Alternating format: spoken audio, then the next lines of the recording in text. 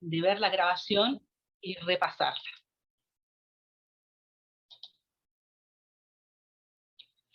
Bueno, este tercer encuentro, este tercer curso del ciclo de cursos del equipo de ciencia abierta para el turismo de la Universidad Nacional de Salta, la temática general es de poblaciones originarias del Valle Calchaquí en la provincia de Salta. Específicamente vamos a trabajar con los contenidos vinculados a la zona de Cafayate y de las quebradas de las Conchas. Pero antes que nada, nos queremos presentar. Bueno, en este curso vamos a estar trabajando la licenciada Jimena Villarruel, que es licenciada en antropología, licenciada en antropología con su especialidad en arqueología. Ella actualmente es becaria de CONICET y es docente de la carrera de gestión en turismo en la extensión áulica Cafayate de la Universidad Nacional de Salta. También nos acompaña el licenciado Rodrigo Cardoso, becario CONICET, y que está trabajando también en el proyecto Cafayate. En el caso mío, Rosana Ledesma, también soy investigadora de la Universidad Nacional de Salta, docente e investigadora del CONICET. Nosotros tres, tanto con Jimena y con Rodrigo, venimos trabajando en investigaciones arqueológicas en Cafayate y en la Quebrada de las Conchas desde hace algún tiempito. Los objetivos que tenemos para trabajar en este curso es compartir con ustedes los resultados de las investigaciones que hemos realizado en Cafayate y en la Quebrada de las Conchas. Son algo más de 20 años de investigaciones, que puede parecer mucho, pero en comparación con las investigaciones arqueológicas, científicas, que se realizaron, por ejemplo, en Molinos, en Cachi, en Santa María, en nuestro caso es mucho más reciente. Nosotros tenemos en las investigaciones en la zona es un tiempo muy corto en comparación con lo que han trabajado en otras zonas en el Valle Calchaquí. ¿Cuál es nuestro objetivo también? Es compartir todos estos resultados, pero también ejercitar una serie de competencias vinculadas a la exposición, a los relatos, a las historias que ustedes puedan realizar sobre la historia de las poblaciones originarias prehispánicas. El objetivo en general, el objetivo específico que nosotros tenemos con este curso, es trabajar en la realización de un guión turístico a partir del material que nosotros les vamos a proponer. Nosotros entendemos que hay diferentes tipos de turistas, diferentes estrategias que ustedes ya las saben, que ustedes ya las conocen, ya estuvieron trabajando en el primer curso con Mabel, con Samantha, con Anabel, en cómo trabajar el patrimonio y el turismo en una forma responsable. Nosotros vamos a ir ahora en este segundo curso en los contenidos arqueológicos que les podamos aportar a ustedes sobre las poblaciones originarias. Bueno, a ustedes les habrá sucedido, porque ustedes ya están trabajando con turistas, son recepcionistas en hoteles, se están preparando en las carreras de turismo en diferentes instituciones, pero ustedes cuando les comentan algo a los turistas les habrá sucedido que siempre los turistas tienen otra explicación alternativa a la que ustedes les están brindando. Por ejemplo, yo lo vi en Facebook, yo vi en Instagram, yo vi en Wikipedia, yo vi en Google, una explicación diferente a la que ustedes les están comentando. Después también les van a decir, ¿por qué aquí no hay una pirámide? Yo vi que en Tilcara había una pirámide. Después también les van a preguntar, ¿y quiénes hicieron estas vasijas? ¿Y qué significan estas pinturas rupestres? Y ustedes les van a ir dando también sus relatos, sus historias, sus experiencias vinculadas a la historia de las poblaciones originarias, y tenemos que tener en cuenta que tenemos unos destinatarios, unos turistas, que cada vez están buscando mayor información en las redes sociales, en internet, en libros, y les van a decir, y van a sentir como que les están tomando una prueba, si ustedes saben o no. Yo entendí diferente. Para mí Ambrosetti decía tal cosa, pero para mí Serrano tal otra. Y en esto a veces uno queda como descolocado cuando tienen tantas preguntas y hay que darles unas respuestas. Y después, bueno, hay pirámides. ¿Por qué no hay momias aquí? Ah, pero de las explicaciones de todo tipo. ¿Y no las construyeron los extraterrestres? Entonces, nosotros vamos a estar con muchas preguntas en este caso y, bueno, turistas que también van a estar apurados, cuándo comemos, cuánto falta, dónde podemos ir al baño, queremos comprar artesanía, tenemos sed, y a veces le cortan a ustedes todas esas historias y ese entusiasmo que van teniendo. Así que nosotros los vamos a ayudar a brindar los resultados de nuestras investigaciones para que puedan tener presente y estar con herramientas necesarias para salir ante las eventuales preguntas que les vayan a hacer los turistas y que ustedes salgan airosos y exitosos en todas esas respuestas. En primer lugar, nosotros tenemos, y unas cuestiones que queremos aclarar, que nosotros como arqueólogos y arqueólogas no tenemos todas las respuestas ni tampoco tenemos toda la verdad. La ciencia y las investigaciones se van construyendo. Bueno, ¿qué experiencia nosotros tenemos de pensar de cómo eran esos primeros arqueólogos que trabajaron a principios del siglo XX, del siglo pasado, en la zona del Valle Calchaquí, Quebrada de las Conchas, Huachipas, Pampa Grande? Bueno, tenemos muchos investigadores que eran estos primeros exploradores que buscaban objetos para ser expuestos en los museos, como el Etnográfico de Buenos Aires, Museo de La Plata, y esas expediciones tenían como objetivos obtener los objetos. El respeto que se tenía a los entierros, a las tumbas, no es el mismo que hoy tenemos. Nosotros valoramos esos primeros ensayos, esas primeras aproximaciones, esas primeras formas de hacer arqueología, porque es de la manera que se comenzó, pero es una manera muy diferente en la que estamos trabajando ahora en arqueología, sobre todo en la zona de Cafayate y Quebrada de las Conchas. Siempre está ese pensamiento de que los arqueólogos queremos encontrar objetos para ponerlos en un museo. Y hoy les vamos a comentar que se puede saber sobre la historia de los pueblos originarios sin necesidad de rescatar, excavar, ni siquiera, o sea, sin tocar las tumbas podemos saber eso. Nuestra mirada hoy en día está vinculada a la ciencia. Y la ciencia tiene unos determinados procedimientos. Pero no pensemos en los científicos de delantal, con microscopios, con ensayos. Si bien nosotros hacemos arqueología experimental, trabajamos con lupas binoculares, con una serie de tecnologías, hoy en día nosotros estamos encaminados a comunicar la ciencia y no ponernos en la postura de que nosotros lo sabemos todo, sino de compartir esos resultados. Eso se llama comunicación pública de la ciencia, porque de nada sirve que nosotros nos quedemos con los resultados de las investigaciones y que los verdaderos poseedores de ese patrimonio arqueológico, de ese patrimonio cultural en los territorios, en Cafayate, en la Quebrada de las Conchas, desconozcan esos resultados de las investigaciones. Pero también estamos con esta postura de ciencia abierta para el turismo, es decir, que nosotros les vamos a compartir, a dar todos los resultados de nuestras investigaciones. Estén ustedes tomarlos, reinterpretarlos, hacernos cuestionamientos a nosotros para poder avanzar con esas grandes dudas que tenemos sobre el pasado prehispánico y nosotros tratar de entablar nuevas relaciones con esos materiales arqueológicos o buscar otra forma de realizar la investigación para poder dar respuesta a las inquietudes, a las preguntas que ustedes tienen y que indudablemente los turistas les hacen permanentemente. También hay una propuesta que últimamente está dando vueltas a nivel científico en nuestro país que se llama ciencia ciudadana, por la cual los investigadores, las investigadoras, no trabajamos solos, sino que trabajamos acompañados de la comunidad. Es decir, que la comunidad nos puede preguntar, interrogar y aportar en determinados puntos que ustedes consideren necesarios.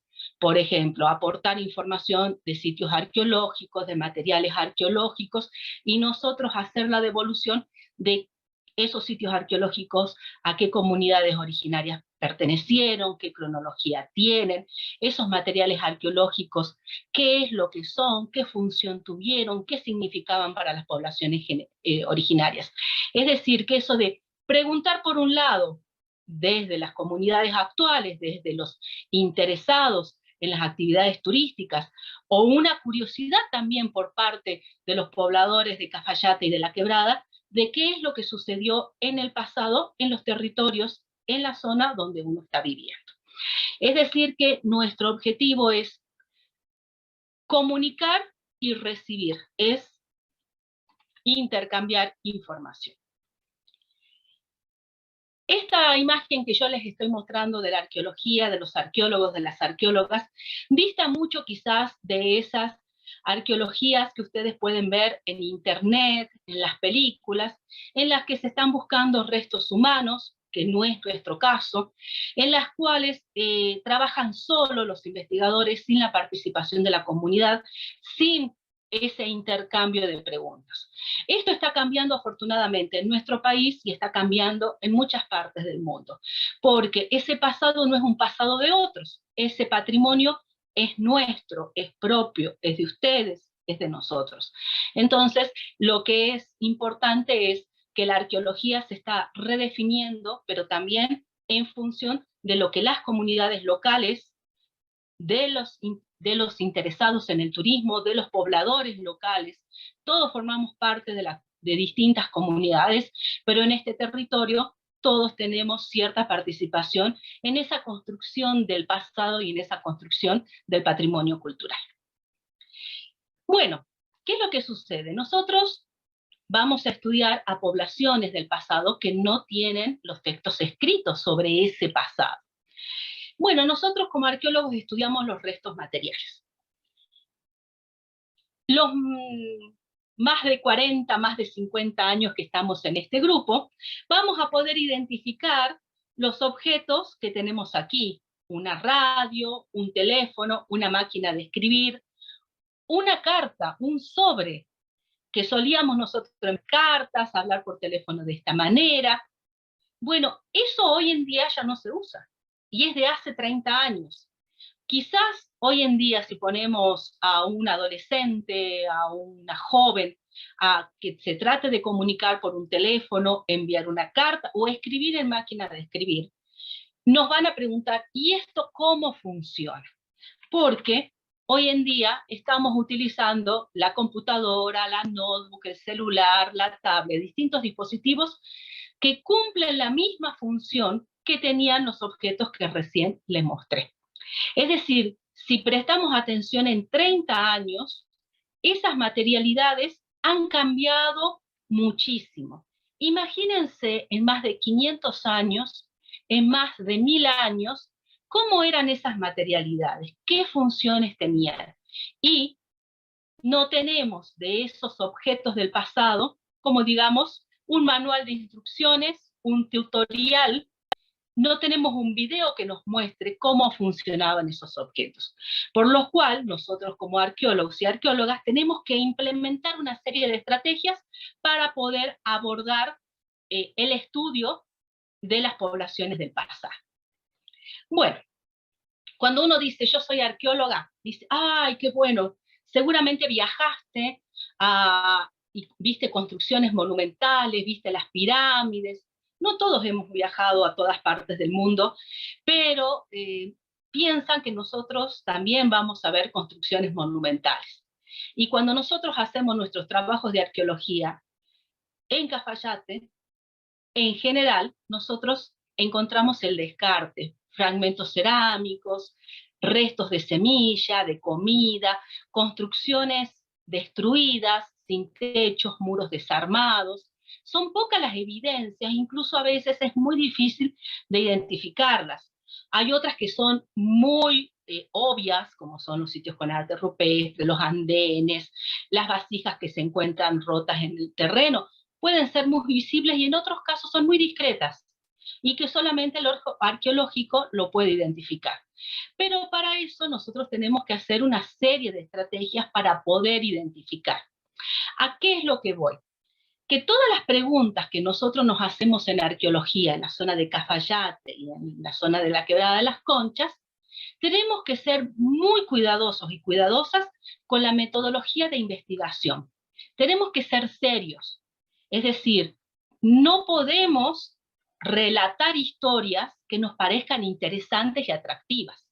Desde el punto de vista científico, tenemos que atenernos a lo que los materiales y el proceso de investigación nos va diciendo.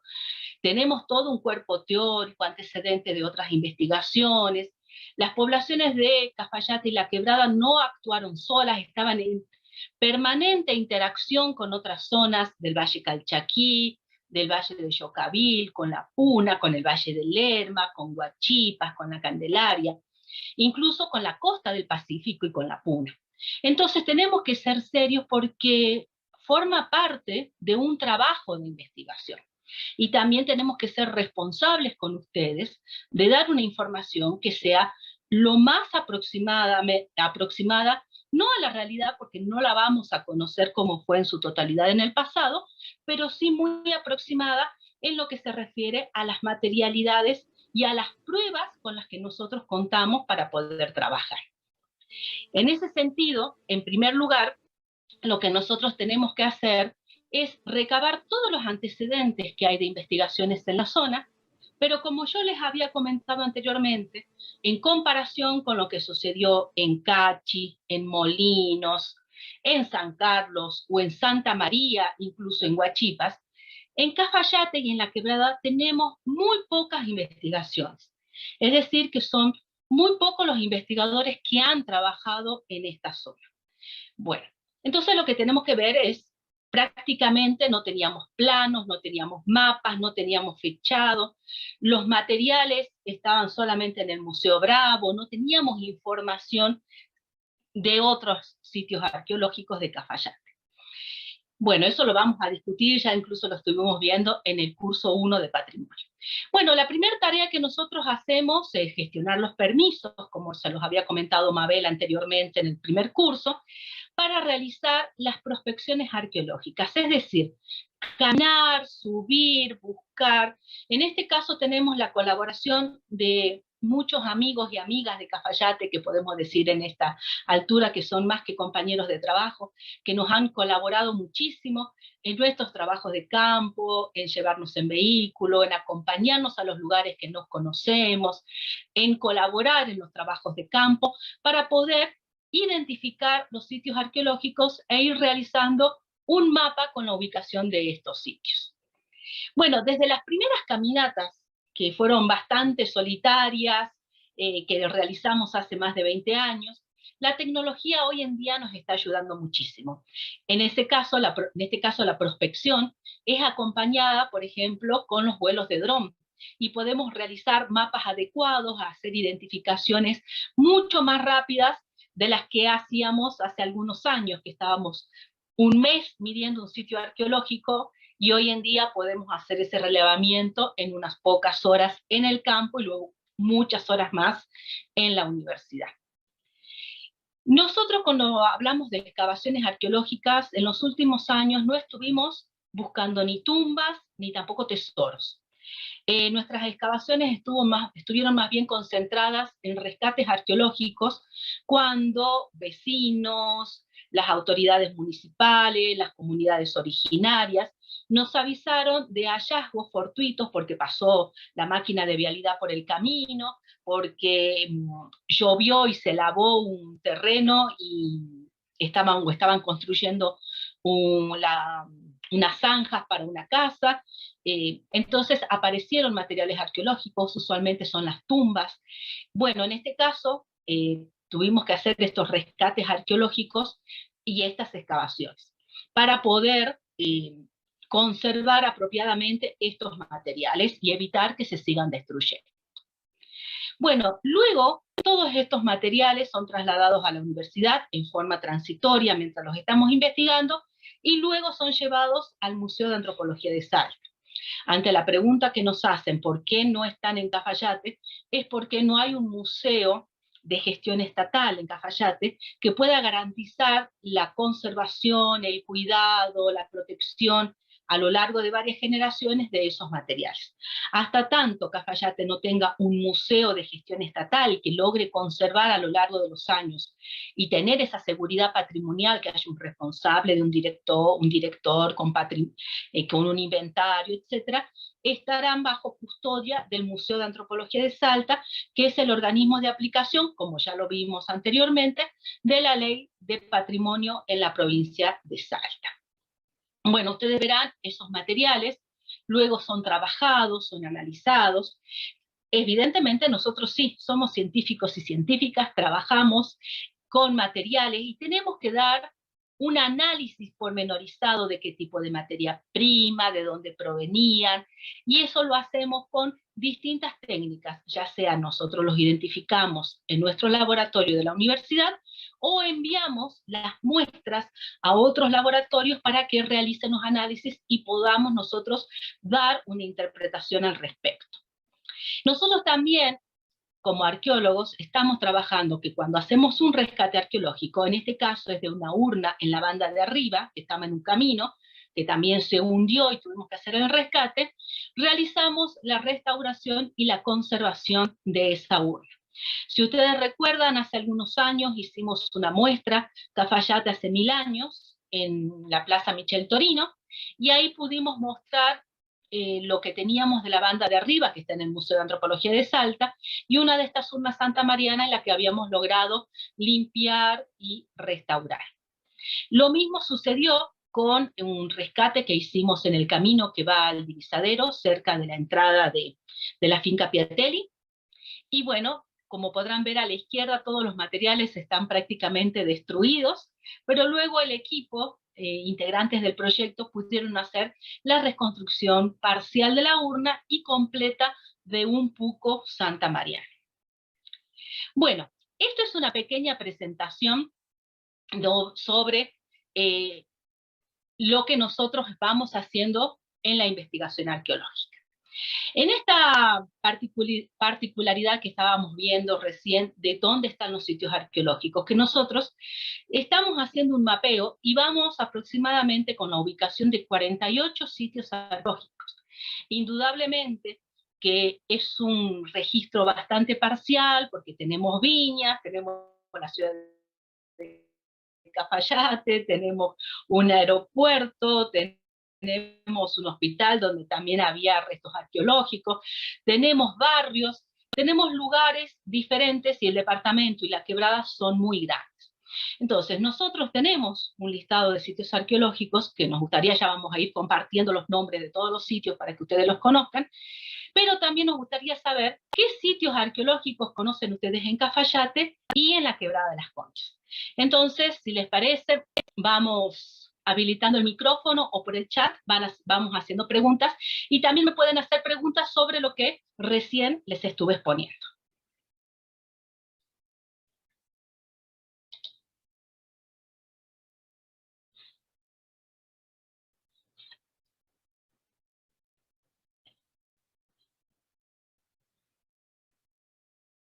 Veo muchas caras conocidas de los cursos anteriores y también otras que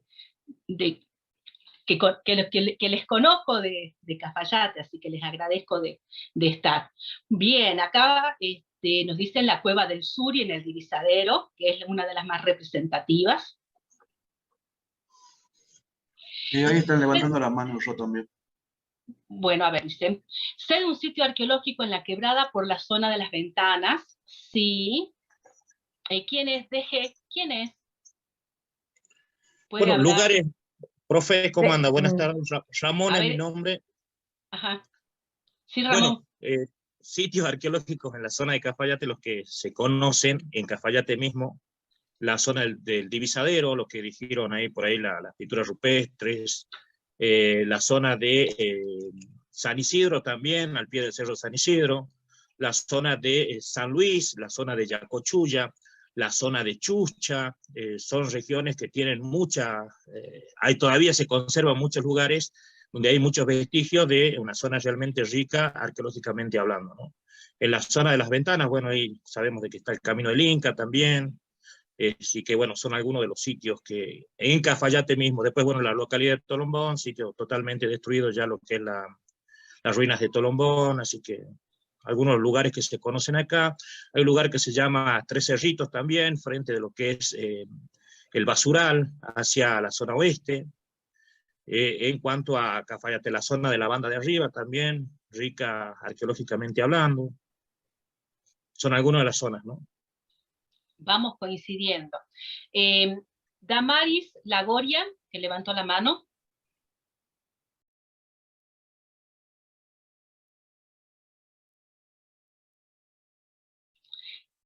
Mientras habilita su micrófono Damaris, bueno, acá me Sí, están diciendo. Ahí está Damaris. ¿Sí? Estaba tratando de adivinar cómo era. Bueno, yo conozco también zonas como Tres Cerritos, San Antonio en el departamento de Nimaná también, San Carlos, San Lucas, que también tiene mucha riqueza arqueológica y que están muy interesantes para ser estudiado, Es divino, sí. Los paisajes y las cosas que se puede hacer ahí, obviamente respetando esto que acaba de mencionar. Sí, Tres Cerritos, que está ahí en ese límite entre municipio de San Carlos y Cafayate, bueno, es Animaná. Bueno, acá me están, bueno, la banda de arriba, el río Alizal, los guanaquitos, las pinturas de los guanaquitos. Y acá, bueno, como comentaste recién, Damaris, es importante ver que el sitio arqueológico, ustedes habrán visto que está en un territorio, en un paisaje que desde ese lugar es espectacular ver el paisaje de Cafayate, de la Quebrada, del Valle Calchaquí. Es como que esos lugares fueron elegidos no solamente por una necesidad estratégica quizás, sino también por ese paisaje y por ese territorio, y que nosotros lo valoramos porque uno puede ser muy científico, todo lo que quiera, pero que son lugares preciosos, preciosos son. Entonces, a ver, acá me preguntan Fabiola Chauqui, las piezas arqueológicas santamarianas que se encuentran en sus sitios es por el intercambio entre comunidades, lo vamos a ver y eso se lo van a responder Jimena y Rodrigo. ¿Sí? Les dejo ahí esa inquietud que ellos nos van a contar. A ver, ¿qué otros sitios tenemos acá?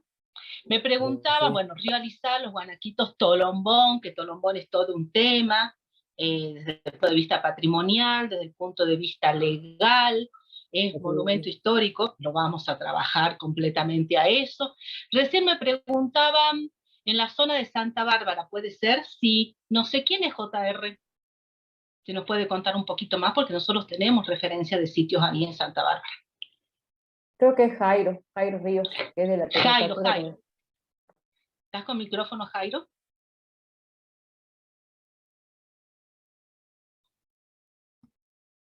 Después Hola. veo acá que Elvio también quiere hablar. Pues yo no estoy viendo todos acá. Está la otra pantalla, sí. Bueno, sí, ¿quién iba a hablar? Hable. Profe, Elvio. Sí. Hola, profe Elvio. Susana, ¿cómo le va? Bien, ¿y vos? No tengo cámara, pero un sitio arqueológico que uno sale a caminar por Yacochulla, ahí también se encuentra mucho vestigio de resto arqueológico también.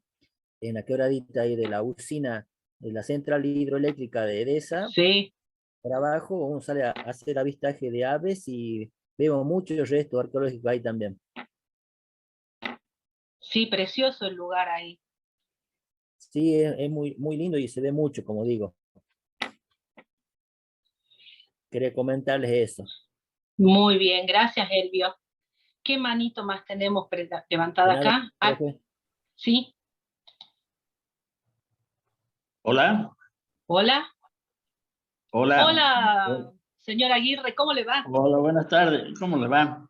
Bien, ¿y usted? Bien, bien. Bueno, ¿Cómo anda en realidad, Huachipa? bien, Huachipa siempre lindo y siempre mágico. Así que Bueno. estamos bien. Bueno, sí, en realidad yo soy guía de turismo. En realidad no soy guía, soy un bacano que trabaja como guía. O sea, hace 22 años que trabajo en eso. Y he recorrido la mayoría de los yacimientos arqueológicos que tiene Huachipa. Huachipa tiene 6 yacimientos arqueológicos. Estamos hablando donde hay muchas cuevas amontonadas, pero después hay cientos de cuevas individuales donde hay dibujos, o sea, donde hay arte rupestre. Y en la quebrada conocemos, por ejemplo, las ruinas de Quitilipi, las cuevas pintadas que están para el lado de la viña, que está casi frente de la Salamanca. Y Sí. después el arte rupestre que está frente de Santa Bárbara, al frente, o sea, para la no si corresponde a San Carlos, a Cafayate. A Y después, Cafayate corresponde. bien, y después de Santa Bárbara para adentro, en realidad, todo el departamento de Huachipa hay vestigios arqueológicos, por todos lados. Acá donde cavamos un pozo para poner un poste, sacamos tejas, sacamos huesos, sacamos información. Abajo de las piedras hay información por todos lados. Y nosotros trabajamos mucho sobre eso, o sea, en realidad nos anotamos en este curso porque nosotros somos uno de los pocos municipios de Salta que trabajamos la historia de Aguita, Calchaquí. O sea, no trabajamos con los incas, porque en realidad hasta ahora no nos han podido demostrar con hechos ciertos que realmente los incas hayan estado acá. Son suposiciones. Bueno, no es nada seguro, pero sí de algo estamos seguros. Los diaguitas calchaquí han nacido acá, han vivido acá y siguen viviendo acá. O sea, son los dueños de la tierra. Han vivido pero miles y miles y miles de años, es más, antes que se forme la nación inca y todo eso. O sea que por eso Señora Aguirre, nosotros por ahí. Sí. hola. Sí, lo que les vamos a nosotros a aportar es una mirada un poquito más completa de lo que ya antes se sabía, y vamos a tratar también de mostrarles que hay algunas pruebas que nos muestran de la presencia inca en la provincia de Salta, en la Quebrada de las Conchas, en Cafayate. La idea en este curso es darles nuevos resultados de los cuales estamos teniendo ahora para mostrar que los resultados de las investigaciones son dinámicos y que se van cambiando. Es decir, que es un aporte que nosotros les vamos a dar a ustedes para que enriquezcan y mejoren las historias que ustedes van a relatar respecto a las poblaciones originarias. Entonces, Sí, totalmente, o sea, totalmente nosotros lo que queremos es eso, que se investigue, porque antes no se ha investigado mucho, digamos, lo que es la cultura diaguita calchaquí. Y nos hemos quedado, siempre nos vamos quedando con lo que nos van diciendo. Hay cosas parecidas acá que se han hecho en el Perú, como los caminos por los empedrados, pero, o sea, si los diaguitas calchaquí habían domesticado las llamas casi 2000 o 3000 años antes, ya los caminos acá estaban hechos, sino por dónde llevaban las llamas. En ese caso nosotros podemos decir, bueno, sí, las pirámides de México nos han hecho los egipcios porque son parecidas. pero no. Pero no, por eso justamente, yo que vengo del campo, viví muchísimos años, conozco lo que es la sabiduría de la gente de acá, de los diaguitas, calchaquí, cómo han hecho, cómo esa inteligencia para hacer tantas cosas tan difíciles. Entonces, como que trabajar sobre una cultura por ahí que no es, pues lo mencionan mucho a los incas, y trabajar sobre una cultura que no es la nuestra, vamos perdiendo identidad, vamos perdiendo conocimiento, vamos perdiendo sabiduría. Pero no vamos a desconocer que los incas formaron parte de nuestra historia cuando llegaron y conquistaron a las poblaciones. Eso lo vamos a ver. No nos anticipemos, señora Aguirre. Sigamos entonces. ¿Alguna acotación más? Me encanta que esté don Pájaro acá. ¿Sí? Siempre es muy bueno hablar con usted. Bueno, disculpe, o sea, yo soy un tipo rebelde, no me quedo con lo que me dicen, sino que trato de investigar. No, pero es que esa es la idea, allá. que no acepten, y esa es la idea. Nosotros les vamos a dar los resultados de las investigaciones. Está en ustedes apropiarse, modificar o preguntarnos a nosotros qué significa esto y dónde hay y por qué tal cosa y por qué tal otra. Si nosotros les podemos dar las respuestas, punto para nosotros. Si no le podemos dar las respuestas, nos ponemos a investigar. ¿Qué quieren que les diga? Yo no me voy a quedar quietita con algo que no sé. Como curiosa que soy, investigadora que soy, me voy a poner y lo pongo a todo el equipo a trabajar, ¿eh? Nosotros por eso hemos hecho el centro de interpretación acá, hemos hecho el centro de interpretación en Alemania para obligarlo un poco a que se investigue. O sea, que no nos quedemos con lo que siempre hemos dicho. Bueno. Bueno, ¿les parece que sigamos? Que tenemos bastante para contar. ¿Sí? Bueno, Silenciamos los micrófonos y continuamos y luego abrimos 2 sesiones más de preguntas.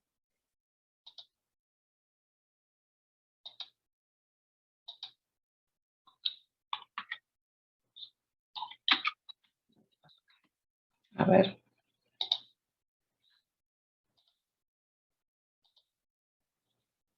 Mira, un segundito. A ver.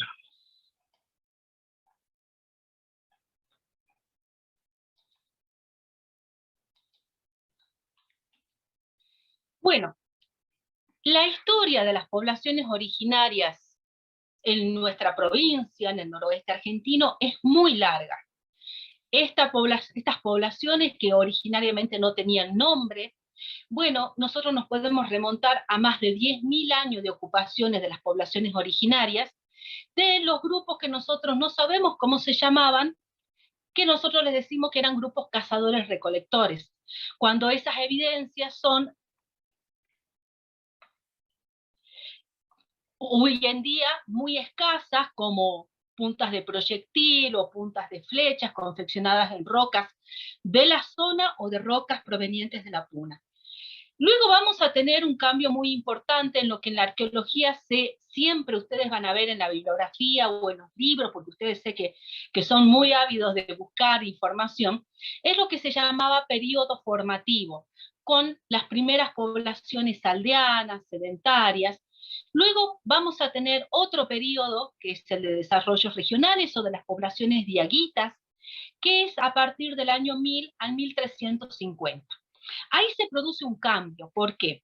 Porque llegan los incas a buscar tributarios a la zona de Cafayate, Quebrada de las Conchas, a Valle Calchaquí, en general al noroeste argentino, y van a llegar hasta la zona de Mendoza. Esa ocupación inca no es que fue bien, vinieron los incas a enseñarnos algo, no. Las poblaciones originarias resistieron esa invasión incaica, pero bueno, luego tuvieron que negociar con los incas para mantener a las poblaciones, que lo vamos a ver enseguidita qué es lo que sucedió. Ese periodo inca va a ser bastante corto, si comparamos los más de 10.000 años de ocupación de las poblaciones originarias, porque luego van a llegar los españoles y va a haber un momento de contacto con los españoles, entre las poblaciones originarias, los españoles, que hay una serie de acuerdos que se realizan, momentos de conflictos que también vamos a ver en el curso número 4, que es un periodo que nosotros llamamos hispano-indígena porque desde el punto de vista de las materialidades arqueológicas, de los objetos, de las pruebas, tenemos objetos que son nuevos para la zona. Luego vamos a tener el periodo colonial y bueno, ya los momentos independentistas. Pero nosotros nos vamos a concentrar en 3 momentos, que es el periodo formativo, el periodo de desarrollos regionales y el periodo inca. Del momento de cazadores-recolectores, por el momento no les vamos a dar información porque no tenemos seguridad de algunos sitios arqueológicos, y hasta que no tengamos esos datos confiables, vamos a hacer como dejar en suspenso para un nuevo curso. Nosotros les vamos a dejar a ustedes un libro que hemos realizado hace algunos años, que quizás algunos los tengan, que es Valles de Historia, aportes a la educación patrimonial, de un curso que hicimos de capacitación a los docentes de Cafayate en el año 2006, y a partir de ahí los docentes nos hicieron una serie de preguntas, dudas, qué es lo que ellos necesitaban para enseñar a sus alumnos, para enseñar en la escuela primaria, secundaria, y eso, bueno, se materializó de unos pequeños apuntes que nosotros hicimos, porque no teníamos nada de Cafayate, hicimos un librito, es el libro Valles de Historia. No se preocupen, no lo tienen que comprar, aparte está agotado. Le vamos a subir, le vamos a dar el libro en formato virtual, ¿sí? En un PDF, para que ustedes lo tengan disponible. Ustedes habrán visto que Serrano, Ambrosetti, De Benedetti y muchos arqueólogos que han trabajado en la zona del Valle Calchaquí denominan de diferentes maneras a los periodos, porque tenemos 10.000 años de historia por delante. Bueno, nosotros hemos decidido, esto fue un poco de decisión también acordada con los docentes, como para ver cómo podíamos realizar para no hablar tanto, por ejemplo, periodo temprano, periodo formativo, periodo medio, cultura ciénaga, cultura aguada, Candelaria, San Francisco, Condorhuasi, era mucha información que significaba lo mismo. Entonces, en el libro ustedes van a ver que tenemos en este manual un capítulo que es de los primeros habitantes, es decir, lo que se llama cazadores-recolectores, las poblaciones que eran nómades, que no tenemos hasta el momento mucha información. Es un capítulo cortito que ustedes lo van a tener ahí. Luego tenemos del año 0 al 1000 después de Cristo, que son las poblaciones que ya son sedentarias, que se asentaron en aldeas, que tienen su agricultura, su domesticación de animales, de llamas. Ya les vamos a mostrar que las llamas están presentes, aunque no se criaban aquí, se criaban en zonas más altas. Tienen una forma muy particular de confeccionar la cerámica. Luego, entre el año 1000 y 1350 después de Cristo, vamos a ver que se destaca por la presencia de artesanos especializados. ¿Qué hacían estos artesanos especializados? Y unas vasijas espectaculares que ustedes las conocen, que son las vasijas santamarianas, metalurgia, tejidos. Ya le vamos a contar, esto es una pequeña presentación. Del 1350 a 1536 nosotros llamamos la llegada de Huayna Cápac, aunque el Inca no llegó hasta acá, llegaron sus ejércitos, llegaron sus administradores, pero le llamamos la primera resistencia, que las poblaciones originarias se resistieron a esta llegada de los incas. De 1536 a 1640, cuando los incas se retiran porque caen en manos de Pizarro en Perú, le llamamos la segunda resistencia, porque las poblaciones originarias, las poblaciones dieguitas, no solamente se resistieron a los incas, sino que tuvieron que hacer una segunda resistencia, que fue a la llegada de los españoles. Entonces acá en este cuadrito ustedes pueden ver cómo hay distintas denominaciones que ustedes van a encontrar en diferentes libros y que se pueden sintetizar de esta manera. No podemos dejar de lado el espacio geográfico. En primer lugar, nos ubiquemos en el noroeste argentino. Este noroeste argentino, a ver si puedo poner el punterito, de lo que actualmente son las provincias de Jujuy, Salta, Tucumán, Catamarca, La Rioja, un pedacito de San Juan, con tres ambientes bien diferenciados, el de la Puna, la zona valliserrana y de las Yungas. No podemos olvidar ni dejar de pensar en esa relación entre los ambientes por las materias primas, la circulación de bienes, incluso que han llegado a intercambios a la costa del Pacífico.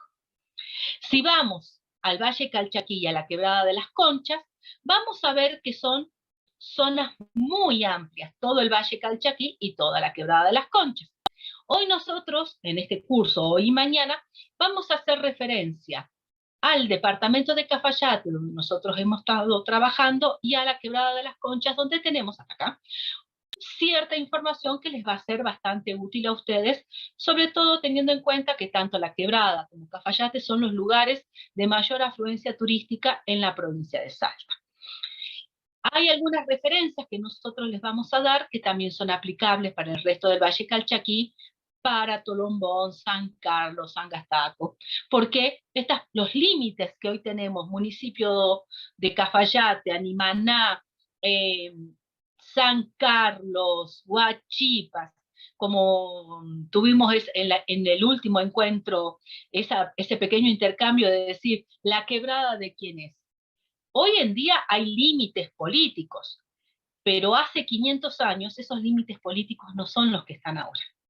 Entonces no pensemos que las poblaciones de Huachipas eran distintas a las de Cafayate, distintas a las de Cachi, distintas a las de San Carlos, distintas a las de Candelario o distintas a las de Osma, o a las de Alemania.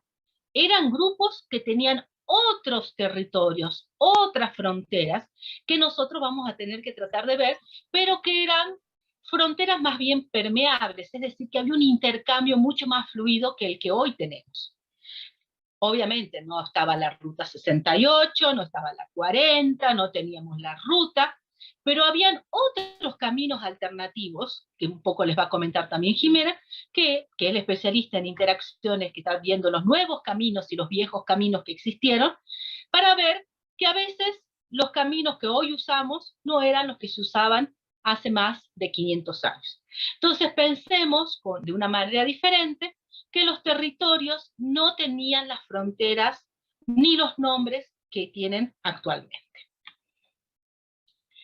Ustedes en el libro van a encontrar, en el capítulo que vamos a ver, que dice periodo formativo o cada habitante de su aldea, en el libro Valles de Historia, algunas características muy particulares de estas poblaciones originarias. Son las primeras poblaciones agrícolas. En el día de mañana les voy a comentar sobre la alimentación, sobre los restos botánicos que nosotros hemos encontrado de las plantas y de los alimentos y de las bebidas. Eso lo vamos a ver mañana, así que los espero mañana para contarles de esa parte. Con respecto a las aldeas eran muy pequeñas, pero estaban en íntima relación con otras poblaciones del resto del territorio. ¿Qué se destaca en esta zona? ¿Cuáles son las evidencias materiales que tenemos? Pues esto que ustedes están viendo en estas imágenes son vasijas cerámicas de un rescate que hizo el Museo de Antropología de Salta hace cerca de 30 años, en la banda de arriba. Eso nos está mostrando que había una tecnología, que les va a comentar Jimena enseguida, con respecto a la cerámica. Había un control de los minerales, la metalurgia, tejidos, y también se daban los intercambios a larga distancia, es decir, que estamos viendo que son caravaneros que participaban en esta zona. ¿Quiénes eran los caravaneros? Los caravaneros eran personas, grupos de personas, que llevaban llamas con cargas para intercambiar bienes, cerámica, minerales, semillas, pigmentos para pinturas, pero sobre todo ideas. Intercambiaban y llevaban ideas, religión, de un lugar a otro del noroeste argentino y del norte chileno. Luego vamos a ver que tenemos otro capítulo que es el de los artesanos y la especialización de actividades, usualmente denominado periodo de desarrollos regionales. Y en este periodo, en Valles de Historia, ustedes también van a tener no solamente una descripción de Cafayate, sino del Valle Calchaquí, un poquito más en general. Es lo que recién también estábamos hablando, son las poblaciones diaguitas, ¿sí? Y nosotros usualmente le decíamos las poblaciones santamarianas. ¿Por qué le decimos santamarianas? Porque el primer lugar donde se encontró este tipo de vasijas, este tipo de urnas, las santamarianas, fue en la ciudad de Santa María, en Catamarca, en Tucumán, ya me perdí. Entonces, este tipo de vasija tiene el nombre del primer lugar donde se la encontró. Por eso es que también van a encontrar cerámica que diga Condor Huasi, cerámica Candelaria, Aguada, porque es el primer lugar donde se las encuentra. Pero este tipo de cerámica está presente en todo el Valle Calchaquí. Está presente en el Valle de Yocabil, está presente en el Valle de Lerma, está presente en Huachipas, está presente en Pampa Grande. Es decir, que si bien parecen todas muy parecidas, tienen diferencias en función de los grupos donde están asentados. Tienen una cuestión muy particular que es a una pertenencia étnica. Bueno, estas poblaciones ya entre el 1000 y el 1350 tenían otras actividades, otras tecnologías, los tejidos, la metalurgia, etc.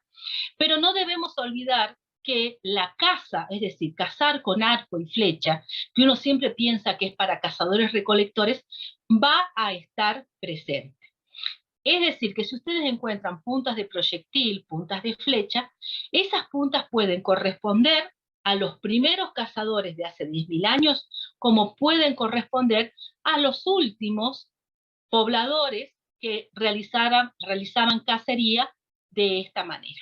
Entonces tengan presente que las puntas de proyectil y la caza de animales silvestres va a estar presente por mucho tiempo. La metalurgia es una actividad artesanal muy especializada, cobre, bronce, en menor cantidad oro y plata. Estos elementos son difíciles de encontrar, son objetos que lamentablemente los huaqueros son los encargados de tratar de de captar y de llevar al mercado internacional o para coleccionistas, por lo cual las piezas de metal son muy escasas. Tenemos evidencias de que hubo producción de metales en la zona de Cafayate y de la Quebrada. Lamentablemente, los objetos completos no los tenemos, porque los huaqueros y los coleccionistas y el tráfico ilegal de piezas arqueológicas llegó antes que los investigadores. Por eso estos objetos que les estoy mostrando pertenecen a colecciones que están en el Museo de Antropología de Salta o, en el caso de la campana, en el Museo Nacional de Bellas Artes en la provincia de Buenos Aires. ¿Qué es lo que sucede con los objetos de madera, como estas palas o los cuchillones que pueden ser utilizados para actividades textiles? Bueno, son difíciles de conservar por las condiciones climáticas en Cafayate. Sabemos que la mayor parte del año hay sol, pero también tenemos una buena cantidad de lluvia. Cuando llueve, llueve. Entonces los materiales arqueológicos a veces tienen una particularidad. Si están enterrados y uno excava rápidamente y en forma descuidada, los materiales orgánicos como madera, semillas, tejidos, se desarman inmediatamente. Entonces no tenemos estas evidencias, pero sí sabemos de evidencias indirectas de que había tejidos, de que utilizaban las palas también para actividades agrícolas. Incluso el cuchillón que ustedes están viendo arriba a la izquierda está confeccionado en palo borracho, y ese palo borracho proviene de la zona del Chaco, del Quebracho Colorado, perdón. Entonces, eso es muy distinto a tener un cuchillón que pueda ser de algarrobo. Esto nos indica que había intercambios e interrelaciones con otras zonas, como por ejemplo el Chaco salteño. Cuando se produce la primera resistencia ante la llegada de los españoles a partir del 1350, vamos a tener que una serie de pruebas que nos están contando que hay evidencias incas en la zona de la Quebrada de las Conchas y en Cafayate, como por ejemplo, sabemos, bueno, ahora les comento, hay sitios con influencia inca en la Argentina, no vamos a desconocer que los incas sí llegaron a una buena parte de nuestro país, desde Jujuy hasta aproximadamente Mendoza, todo lo que sería la zona cordillerana y serrana. Bueno, hay muchos sitios que tenemos pruebas y evidencias de esas ocupaciones incas, que como les dije, no fue de muchos años, pero que sí las tenemos. En el caso de Potrero de Payogasta, en Cachi, hay construcciones que son eminentemente incaicas. Tolombón, si bien tiene su base de poblaciones originarias diaguitas, tiene modificaciones arquitectónicas que nos dan cuenta de las ocupaciones incaicas. En la Quebrada de las Conchas tenemos el sitio Las Ventanas, donde tenemos un pedacito del camino inca, que es una construcción arquitectónica incaica, y luego lo que nosotros esperamos siempre ver es cerámica que llega como regalos del Inca a los curacas, a los caciques locales, y es, por ejemplo, los aríbalos inca, los platos pato. Bueno, nosotros sí hemos logrado no tener piezas completas, pero sí partecitas, es decir, que se han roto estos materiales, en el sitio El Divisadero, en ¿cómo se llamaba? Santa Teresita. Santa Teresita. En Santa Teresita, que tenemos también evidencia de cerámica incaica. Entonces, son pequeñas pruebas que nos van mostrando. El otro día también creo haber visto en el Centro de Interpretación de Alemania una masa estrellada que es típicamente un arma inca, que eso viene directamente desde el incanato. Entonces, tenemos así sueltitas algunas pruebas que nos están mostrando esa ocupación incaica. Tolombón tiene evidencia inca, indudablemente. En el Divisadero, algunas construcciones incas las tenemos. A nivel de cerámica, también tenemos indicadores de la ocupación incaica. A veces tenemos que ser un poco muy detallistas y encontrar estas pequeñas pruebas que nos van mostrando. Lamentablemente, como les dije, los coleccionistas llegan antes y se llevan estas piezas que a veces son mucho más interesantes para comercializar, para tener en sus casas, pero que son pequeñas evidencias de estas ocupaciones. de las poblaciones originarias. Y luego tenemos una segunda resistencia que se produce con la llegada de los españoles, y ahí sí vamos a ver que las tecnologías locales son modificadas completamente. Que hay sitios arqueológicos en los cuales convivieron españoles e incas, y sobre todo se puede ver esa ocupación española o esa relación con los españoles por las materialidades. Tenemos pruebas en los departamentos de La Poma, de Cachi, Molino, San Carlos. En el caso de Cafayate tenemos en el Divisadero y en Tolombón evidencias de estas relaciones entre hispanos y poblaciones locales. Luego van a ver ustedes en el curso número 4 con mayor detenimiento qué es lo que sucedió con las guerras calchaquíes. Así que ese les dejo también como un pequeño anticipo. En lo que se refiere a las materialidades arqueológicas, vamos a ver que se introduce el hierro, que es un material que no había sido trabajado hasta que llegaron los españoles. La cerámica cambia de calidad notablemente, se introduce el vidrio, y en el arte rupestre, por ejemplo, se puede observar la presencia de la cabra o la presencia de jinetes a caballo con armas, y en este caso con lanzas, y aquí un enfrentamiento con un poblador local con arco y flecha. Entonces son pequeñas pruebas que a nosotros nos entusiasman bastante para poder ir armando como un gran rompecabezas y no decir falta tal o no hay. La ciencia siempre nos demuestra que se puede cambiar de historia, de relatos, a partir de las evidencias que vamos teniendo. Bueno, ahora vamos a tener 5 minutitos de preguntas que sean acotadas, y si las pueden hacer por el chat, mucho mejor.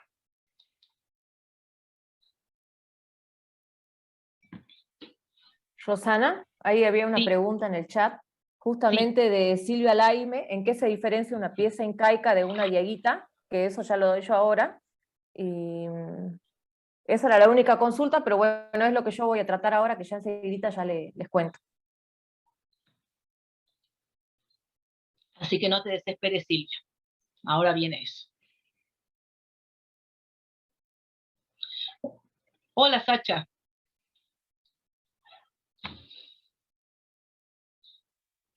Es lindo verlos, es lindo verles. Que hace mucho que no. Profe, Sí, Ramón. profe Ramón, ¿en qué año aproximadamente comienza la circulación o la venta o comienza lo que los caravaneros, los que andaban de región en región con la comercialización? Más o menos, ¿qué periodo? ¿Qué año? Sí, yo creo que lo podemos tener desde el 500 después de Cristo, ya en estas poblaciones formativas o en estos primeros pobladores aldeanos. En el caso de la banda de arriba, que nosotros siempre los ubicamos así como estos primeros pobladores sedentarios, aldeanos, están las evidencias de las pipas acodadas, que nos muestran que había un uso de estas pipas para fumar y para el consumo incluso del cedil. Y estas ideas, incluso también en una de las vasijas está un felino, un gatito, fumando una pipa. Y eso es una costumbre que fue llevada por estos caravaneros que circulaban entre Chile, el noroeste argentino, la zona de las yungas, la zona selvática, los valles. Así que estas evidencias de caravaneros las podemos empezar a pensar después del 500 después de Cristo. Ajá, del 500 entonces. Sí, después de ahí, sí. Después del 500. La llegada de los incas sigue con la misma datación, 1480 aproximadamente, se cree más antes. Y algunos están pensando 1300, un poquito más atrás, pero lo que sucede es que todo depende de los fechados radiocarbónicos y bueno, nadie se anima a decir otros fechados que estos, ¿no? Es como para poner un límite arbitrario. No es que los incas llegaron y dijeron, listo, ya está, están todas las poblaciones conquistadas a tributar. Hubieron varias avanzadas incas, resistencia por parte de las poblaciones locales, los incas se fueron para atrás, volvieron nuevamente con las avanzadas, así que digamos que sí, que a finales del 1400 ya podemos tener una ocupación incaica en la zona. ¿Los incas llegaron en base a lucha siempre o no? No, los incas tenían distintas estrategias de conquista. Primero iba un grupo de avanzada, anticipando la negociación y el trato con los curacas locales. En caso de resistencia y que no hubiese negociación, sí había un enfrentamiento bélico. Esos enfrentamientos bélicos, obviamente que siempre no eran a favor de las poblaciones locales, y muchas poblaciones locales que fueron trasladadas y cambiadas de zonas y cambiadas de territorios, pero las poblaciones ya se pasaban esa información y cada negociación era realizada con las parcialidades y con cada curaca y con cada grupo para ver cómo negociaban y hacían los tratos con los delegados incas para no llegar a un enfrentamiento y a un traslado. En algunos casos hubo conflictos y traslado, y en otros casos negociación. Había como bastante mixto, pero que si hubieron enfrentamientos, existieron. Clases Pregunta. sociales preincaicas, ¿qué se puede decir? La última. La última, bueno, así no monopolizamos. Nosotros por ahí no tratamos de hablar de clases sociales en el sentido de cómo la estamos viendo hoy desde una mirada occidental y capitalista, ¿sí? Tratamos de ver diferencias sociales, diferencias de los grupos según las actividades que realizaban. No te voy a negar que había una diferenciación social entre las primeras poblaciones. En el caso de la banda de arriba tenemos claro que hay un individuo masculino que tenía un acompañamiento de todas las vasijas esas que les mostré recién, del periodo formativo, era como un acompañamiento funerario de ese individuo. Es decir, que tenía una posición social diferente a las otras, no sabemos qué significaba. Y luego también en la banda de arriba había un joven, un adolescente, que fue enterrado también en una urna y acompañado de un medallón de bronce. Es decir, que ese joven, siendo joven todavía adolescente, ya tenía una posición social que heredar. Es decir, que las diferenciaciones sociales ya las tenemos desde ese momento, desde aproximadamente el 900 después de Cristo tenemos evidencia de diferenciación social. Pero no podemos hablar de clases sociales en el mismo sentido que a veces nosotros lo teníamos visto como de la vida actual o de la vida occidental o de la vida europea. Profe, ¿en qué periodo la banda de arriba? ¿En qué periodo? Estamos hablando de finales del periodo formativo. Listo. ¿Quién más? Otra pregunta. Sacha. Sacha. Sí, yo quería preguntar con respecto justamente a la banda de arriba. Es una zona que hace un tiempo se lo había declarado de interés arqueológico por la ordenanza. Digamos, alguna referencia mayor con respecto al área esta, porque... No se te escucha, Sacha. ¿No se escucha? A ver. Se escucha ¿ahora? Cortado. A ver, si ahora pongo el Wi-Fi, a lo mejor. ¿Me escucha ahora? ¿Ahora sí. me escuchan?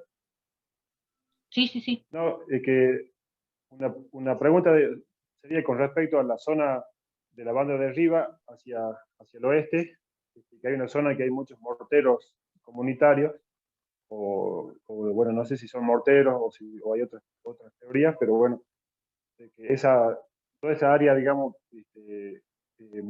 hace unos más o menos 20, 30 años se lo había declarado zona de interés arqueológico, y esa ordenanza, bueno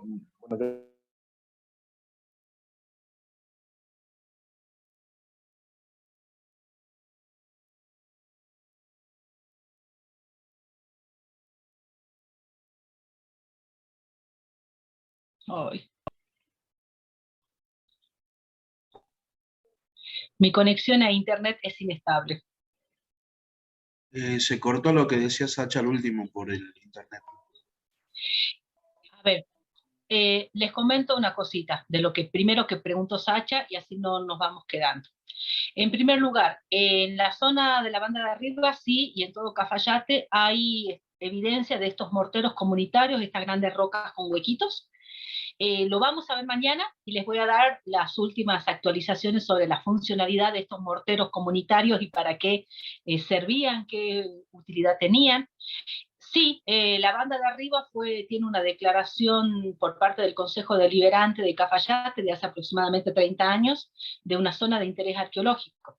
Ahora, las declaraciones a veces son muy interesantes, pero también hay que reglamentar y ver qué es lo que hacemos. No solamente decimos, ay, qué lindo, está declarado de interés, qué lindo, Tolombón es monumento histórico nacional, pero hay que hacer algo desde el punto de vista de las autoridades y de las instituciones responsables para que conserven, protejan, den a conocer los resultados de esas investigaciones. Entonces, ese es el tema. ¿Qué pasa con las instituciones? Aquí, bueno, ya lo vimos en el primer curso, luego lo tratamos un poquito en el segundo curso, es de que todas estas preguntas y estas inquietudes con respecto a la conservación, la gestión, qué es lo que se puede hacer, vamos a tratar de hacer una carta, un documento, para acercarle las inquietudes que están surgiendo en este curso por parte de los asistentes, de los docentes, de los interesados, para que se pueda retomar todos estos temas pendientes. Uno de ellos es esa declaración. ¿Qué pasa con la declaración de la banda de arriba y qué pasa con la declaración de Monumento Histórico Nacional en Tolombón? Ya tenemos dos cositas para preguntar a las autoridades vinculadas a patrimonio. Sacha, ¿cómo vas? No sé si respondí o quedó algo pendiente porque se había cortado. No te escucho. Habilita el micrófono.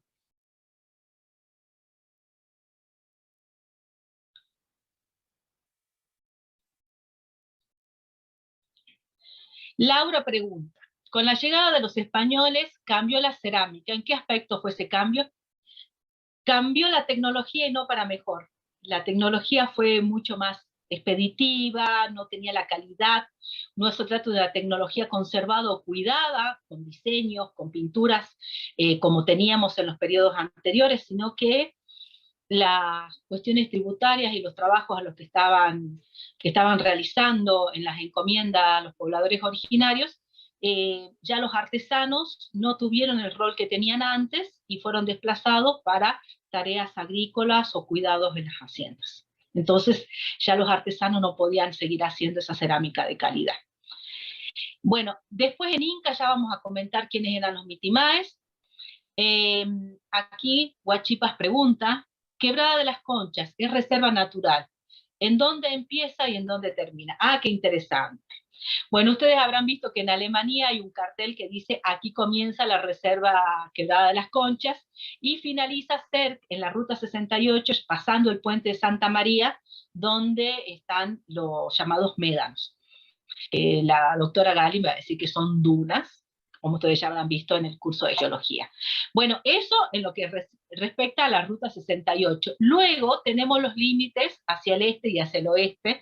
Después, si quieren, mañana les podemos compartir un mapa que tenemos sobre cuáles son los límites de la reserva, aunque a veces no son tan claros. Si nosotros no vamos a ver una línea que diga acá termina la quebrada. Si vamos subiendo por alguno de los caminos, por ejemplo, de Santa Bárbara hacia el oeste, no hay un cartel que diga acá termina la reserva, ¿sí? Si vamos con un GPS, quizás podamos ver un poco de las coordenadas y orientarnos, pero si no, medio difícil. ¿Alguna otra pregunta? Y si no, la dejamos a Rosana. Jimena. Sí, Sacha. Rosana, ¿me escucha? Sí. No, lo que me faltó preguntar es con respecto a los morteros, a los grandes morteros o las grandes rocas digamos, con lo que se supone que son morteros en la zona entre San Luis, de Chucha y la banda de arriba, y otros sectores, si esos son, digamos, qué posibilidades hay o de qué manera se puede lograr que eso sea conservado o protegido como patrimonio en el mismo lugar, que es una inquietud que hay hace mucho. Sí, mira, nosotros hicimos un registro de todos los sitios arqueológicos que teníamos, incluso de los morteros de esa zona. Fue presentado al Museo de Antropología de Salta, a la municipalidad, para que tengan en cuenta cuando se hacen obras, se habilitan para hacer barrios, se habilita para viñedos, se habilita para hacer un hotel. se supone que tienen que hacer un estudio de impacto ambiental, y como ya están esa información, deberían tener una conservación al respecto. Pero bueno, hay obras que se hicieron y que no tuvieron en cuenta o la supervisión necesaria de los estudios de impacto ambiental, y podemos ir a un hotel y vemos que hay un mortero donde antes era un sitio arqueológico. Entonces, como que tenemos que empezar a aceitar un poco el tema de las denuncias y exigir que se realicen los estudios de impacto ambiental cada vez que se hace una obra en Cafayate.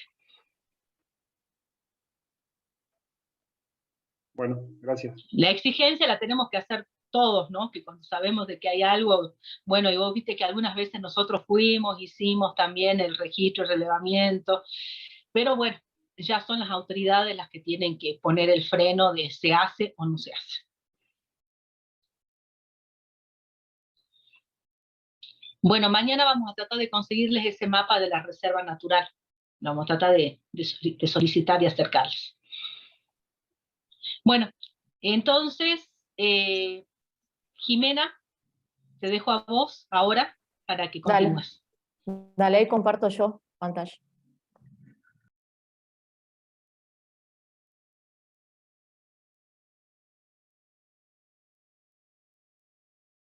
Bueno, ahí estamos, ¿se ve? Bueno, buenas tardes, yo soy Jimena Villarroel. En un primer momento, para cuando estaba estudiando para la licenciatura en antropología, hice mi tesis sobre cerámica arqueológica, sobre todo el sitio arqueológico El Divisadero. Así que bueno, esto que les voy a mostrar ahora un poquito fue lo que trabajé en ese momento para la tesis, pero también mostrarles acerca de lo que se denomina tecnología cerámica. Y por qué me parece un tema importante para trabajarlo desde el lado del turismo, desde el lado de la gestión, porque cuando hablamos de tecnología estamos haciendo el análisis de lo que serían los procesos de producción de la cerámica. ¿Y por qué es importante? Porque en Cafayate y en La Quebrada tenemos lo que se llama una tradición alfarera. Ustedes se fijarán que tenemos todavía artesanos trabajando la cerámica, pero que esta tradición justamente de realizar cerámica es una tradición que viene de hace aproximadamente 1500 años. Como les mostraba Rosana hace rato en esta línea de tiempo, tenemos estas primeras poblaciones aldeanas, o lo que se llama el periodo formativo, que ya estaban produciendo cerámica, ¿sí? Entonces trabajamos desde este sentido con este término que es tecnología cerámica, ¿sí? Tecnología que se estudia justamente lo que sería el proceso de producción. Para producir cerámica, justamente tenemos que seguir como un flujo o como una manera de hacer, ¿sí? Entonces, por ejemplo, lo primero que se hace es tratar de conseguir las materias primas, y en este sentido, las materias primas están en lo que sería la Quebrada de las Conchas. Por un lado, el tema de las arcillas, a nivel de los estudios o de las investigaciones arqueológicas, se han identificado lo que serían fuentes de materias primas o fuentes de arcilla, una fluvial y una lacustre, justamente en la Quebrada de las Conchas. Después también los pigmentos, ya sea para darles los colores a los dibujos que se le realizaron a las vasijas cerámicas, pero también los colores que se utilizaron para el arte rupestre que hay en la Quebrada de las Conchas y en Cafayate. Después otros materiales, otras materias primas que también se obtienen de la Quebrada y de Cafayate, son estos grandes algarrobales, ¿sí? Los montes de algarrobales, sobre todo para darles la temperatura a los hornos, para cocer esta cerámica, ya sea para darle tonalidades anaranjadas o tonalidades negras, que tienen que ver justamente con el horno, si le estamos dando una cocción oxidante o una cocción reductora a la cerámica. Eso entonces con respecto a las materias primas que tenemos. Después otras materias primas que también son utilizadas son pequeñas, por ejemplo, rocas que son ovaladas, o como con forma de huevito, se le diría, que son más que nada para pulir las superficies externas de las vasijas cerámicas, para pulirlas o para alisarlas también. Esas son entonces las materias primas que podemos identificar también a nivel arqueológico, que hay en la Quebrada de las Conchas y en Cafayate. Y bueno, y también decirles, por ejemplo, que en la Quebrada de las Conchas, estas fuentes de arcilla que han sido identificadas por los artesanos actuales, porque todavía se siguen utilizando estas mismas fuentes de materias primas, pero a nivel arqueológico y a nivel investigaciones, por ejemplo, se han detectado de que en momentos formativos y después en momentos de desarrollo regionales, venían los pobladores desde Santa María, Catamarca, es decir, 60, 70 kilómetros, a buscar las arcillas que había en la Quebrada de las Conchas, porque eran de muy buena calidad. Eso con respecto entonces a este primer paso, diríamos, dentro de esta cadena operativa, o de este proceso de producción de la cerámica. Después también podemos, a ver si pasa la diapositiva. Bueno, a ver hasta que pase. Después también tenemos, por ejemplo, el repertorio de vasijas cerámicas, ¿sí? A ver, que no lo puedo hacer pasar. Con respecto al repertorio de vasijas cerámicas, tenemos diferentes formas, ya sea para... No pasa. A ver... Ahí está. Ahí está. Sí, es que se demora. Con respecto entonces al repertorio de recipientes, es decir, que estos pobladores originarios que estuvieron entonces habitando lo que sería el Valle Calchaquí, y sobre todo el sur del Valle Calchaquí, que es donde nosotros investigamos, tenían entonces un repertorio de recipientes para cumplir determinadas funciones y cumplir, y con determinadas formas, para cumplir determinadas funciones, ya sea en el ámbito doméstico, es decir, en las tareas domésticas, pero también en algunas ceremonias o en algunas actividades que son más bien rituales, ceremonias, festines, pero también inhumaciones. Entonces, por ejemplo, acá tenemos como ejemplo una vasija contenedora de grandes dimensiones, que es del divisadero, que fueron utilizadas sobre todo en lo que es el periodo de desarrollo regionales, y que son generalmente para almacenar ya sea agua, pero también para almacenar cereales. Generalmente estas vasijas tienen las paredes muy gruesas, algunas veces pueden ser enterradas, justamente para tratar de proporcionar por ejemplo, el agua se mantenga fresca, ¿sí? Y que esta vasija sea de grandes dimensiones, hace de que justamente sean tecnológicamente utilizadas para almacenar, por ejemplo.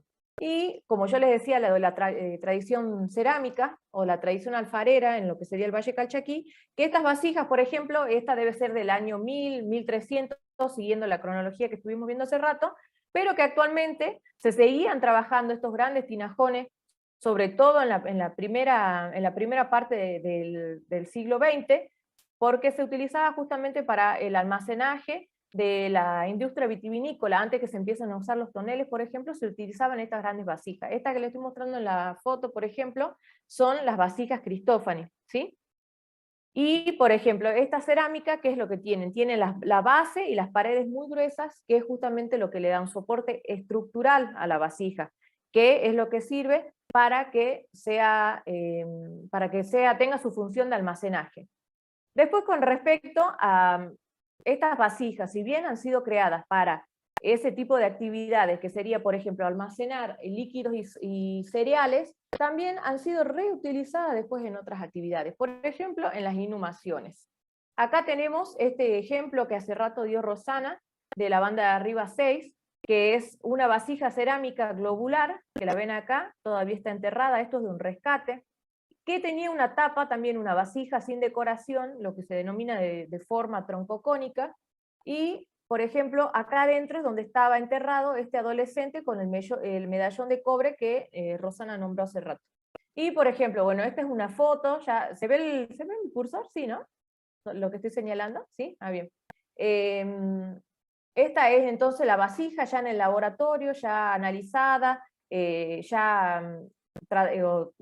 limpiada sobre todo un poco, y por ejemplo, en este sentido pudimos observar como ya a primera vista, de que esta vasija, que ahora estaba conteniendo un individuo subadulto, tenía un parche, es decir, que en la antigüedad había sido remachada, o había sido parchada porque se había fracturado, y que además tenía huellas de uso, es decir, que había sido utilizada en las actividades domésticas, en las actividades cotidianas, y luego, ¿qué pasa? Cambió su funcionalidad, y empezó a formar parte de lo que sería para una inhumación de un adulto, sobre todo un adolescente. Y después acá les puse también lo que sería la vasija santamariana, esto sería todo del momento diaguita, de las poblaciones diaguitas, la vasija santamariana que se encontraba asociada a este entierro, pero acá tenía los restos de un niño, ¿sí?